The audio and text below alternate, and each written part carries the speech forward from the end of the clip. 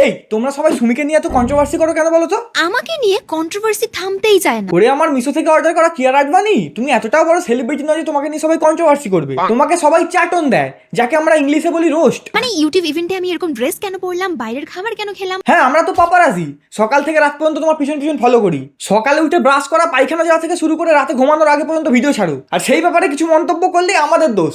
আমরা কন্ট্রোভার্সি করতে চাই।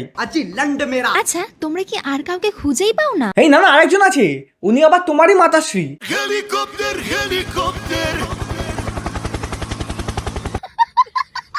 দেখতে দেখতে আমাদের বিয়ে হয়েছে 24 বছর হয়ে গেল। আর এই স্পেশাল দিনে আর এই স্পেশাল দিনে কি টেক অফ করার প্ল্যানিং আছে নাকি মামে মিলে? কারণ কাকুর তো একটু মানে আমি যাই পড়ি যাই করি তাতেই এত খুঁত কিভাবে বের করো তোমরা? তুমি নিজে কি একবার ভেবে দেখেছো? মানে তুমি যাই পড়ো যাই করো তাতেই সবাই খুদ বের করে কেন? নিশ্চয়ই তোমার মধ্যে কোনো ডিফেক্ট আছে। প্রত্যেকের চোখ একমাত্র আমার দিকে। মানে সুমি কি পড়ছে, সুমি কি করছে? হ্যাঁ ভাই, ঠিকই বলেছে। মানে সকালে ঘুম থেকে ওঠার পর আমি খাওয়া দাওয়া বাদ দিয়ে আগে সুমির ভিডিও চালাই, যে মেয়েটা কি করছে কি পড়ছে। মেয়েটাকে কেউ ট্রোল করছে না তো? কন্ট্রোভার্সি বলে যে জিনিসটা হয় সেটা মেয়েটার সঙ্গে হয়নি তো? তারপর যখন মা এসে আমার গালে একটা থাপ্পড় মারে তখন আমি ঠিক হই। আই থিঙ্ক তোমাদের সঙ্গে এই জিনিসটাই হয়। এইভাবেই তো আমরা সবাই সুমির দিকে নজর রাখি, না হলে মেয়েটা থোড়ি দিনে 10টা ভিডিও আপলোড করে যে আমরা সবসময় ওকেই দেখবো। এত ক্রিয়েটাররা গেছিল কিন্তু আমার সঙ্গে কারো দেখা হয়নি কেন? আমি বলছি কেন তোমার সবার সাথে দেখা হয়নি? কারণ সবাই তোমার সাথে দেখা করতে চায়নি। কারণ দেখা করে নিলেই বলবে সবার নজর আমার উপরে। মানে আমি কি তাহলে চুপি চুপি বেরিয়ে এসেছি? এই তুমি ইউটিউব ইভেন্টে গেছিলে না চুরি করতে? সত্যি কথা বলো, কি ঝেপেছো? যেটা নিয়ে প্রথম কন্ট্রোভার্সি আমার ড্রেস। ও, আমি তো ভাবছিলাম তুমি এই ড্রেসটা পরে হয়তো চেন ফেন দাঁড় করাবে।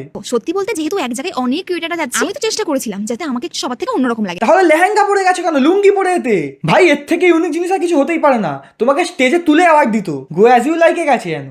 সব থেকে ইউনিক সেজে যেতে হবে। অনেক মানুষ হিংসাতে স্বীকারই করবে না যে আমায় সুন্দর লাগছিল। হিংসা? What the fuck is that?